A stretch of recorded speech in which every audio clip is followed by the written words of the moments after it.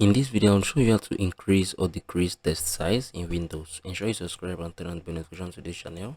Lots of educational guides and contents like this. Now, I think there are actually two ways for you to increase or decrease your text size in Windows, right? Once it has opened up, click on the display.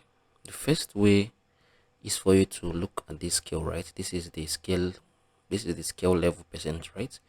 So if you click on this, you can decrease the text size in your Windows, right? You can see how tiny things are currently appearing, right? So you can come on here, put it in the 150 scale. This is the first way you can do that. The second way is click on this. This is the text size, right? So look here, this is the text size preview. So if you adjust this to the fullest, if you click on this apply, everything on your system would automatically be that exact size.